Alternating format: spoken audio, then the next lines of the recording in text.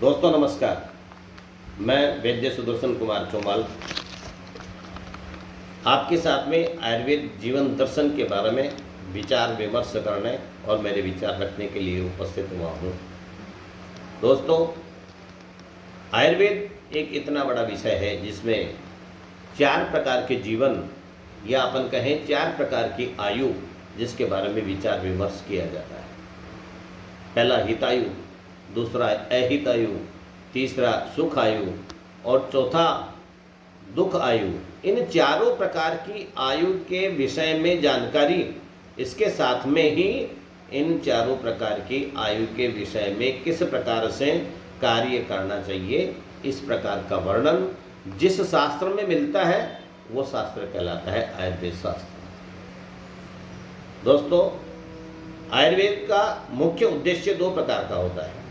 एक उद्देश्य स्वस्थस्य स्वास्थ्य रक्षणम, अर्थात स्वस्थ व्यक्ति के स्वास्थ्य की रक्षा करना, और दूसरा उद्देश्य है आतुरस्य विकार प्रशमनम, अर्थात रोगी व्यक्ति के रोग का निवारण करना।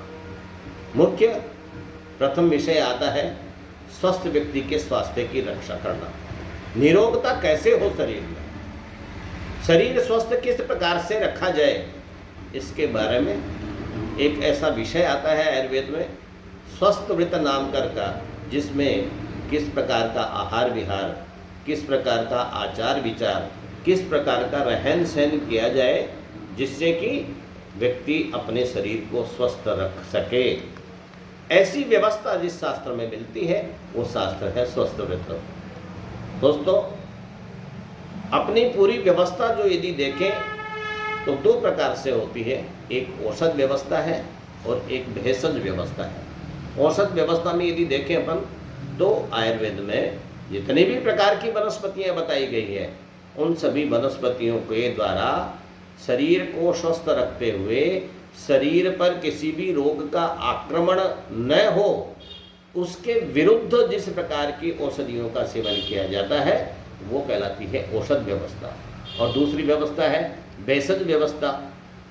किसी भी कारण से यदि शरीर रोगग्रस्त हो गया है तो उसके बारे में किस प्रकार की चिकित्सा करनी चाहिए, किस प्रकार की औषध का सेवन करना चाहिए, वो चिकित्सा चिकित्सक के द्वारा की जाती है, इसलिए इसे कहते हैं भेषज व्यवस्था। अपने यहाँ पर जितनी भी व्यवस्थाएं यदि देखी जाती है वो सारी की सारी व्यवस्थाएं सांस्कृतिक कार्यक्रम से होती थी। उसमें अपने यदि 50-60 साल पहले से अपन व्यवस्था देखें तो व्यक्ति ऐसे आहार विहार का सेवन करते थे, ऐसा रहन सहन होता था उनका जिसके कारण से व्यक्ति रोगग्रस्त होता ही नहीं था।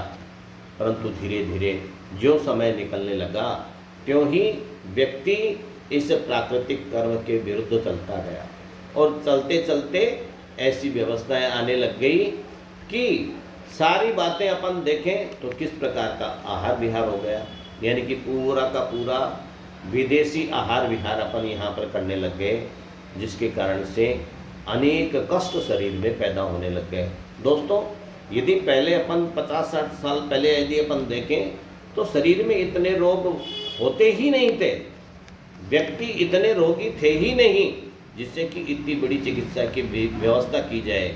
विदेशी कंपनियां या विदेशों के द्वारा देखी गई ऐसी चिकित्साएं, ये सारी की सारी चिकित्साएं अपने ऊपर आने लग गई। दोस्तों, पूर्व में जितने भी व्यक्ति थे वो किस प्रकार से अपना रहन सहन करते थे, किस प्रकार से अपना खान पान करते थे। प्रातः 4 बजे जागरण हो जाता था, यानी कि ब्रह्म मुहूर्त में जागरण होता था, उसकी व्यवस्था किस प्रकार से की जाए। उसके बाद में व्यायाम की व्यवस्था होती थी, उसके बाद में अपने खान पान की व्यवस्था होती थी और पौष्टिक आहार का ही सेवन किया जाता था। इसके अलावा किसी भी प्रकार के आहार का सेवन नहीं किया जाता था। ऐसी व्यवस्थाएं उस समय होने के कारण से व्यक्ति रोगग्रस्त नहीं था। परंतु आजकल तो ऐसी ऐसी बीमारियां जो पहले कभी नाम ही नहीं सुना जाता था, ऐसी रोग शरीर में होने लग गए, जैसे थायराइड का होना है, एसिडिटी का ज़्यादा बनना है, इसके अलावा B12 की कमी आना है। ऐसे नवीन रोग शरीर में पैदा हो गए। ये सारे के सारे रोग जो हैं वो सारे अपने रहन सहन, अपने खान पान और अपनी पूरी दिनचर्या के अव्यवस्थित होने के कारण से ही शरीर में ये रोग पैदा होते हैं। इनकी सारी व्यवस्था करना, इनकी सारी चिकित्सा करने के बारे में, अपन किस प्रकार का आहार विहार सेवन करें, इसके बारे में मैंने ये एक विषय रखा, आयुर्वेद जीवन दर्शन, जिसमें अपन लगातार बैठकर इसके विषय में परामर्श करते रहेंगे और इनके बारे में पूरी चिकित्सा व्यवस्था की जानकारी लेते रहेंगे। इस बारे में मेरा इतना ही विचार है। आगे अपन सभी मिलते रहेंगे। मेरे नंबर इसके नीचे लिखे हुए हैं, जब भी आप मुझसे संपर्क करना चाहेंगे संपर्क कर सकते हैं।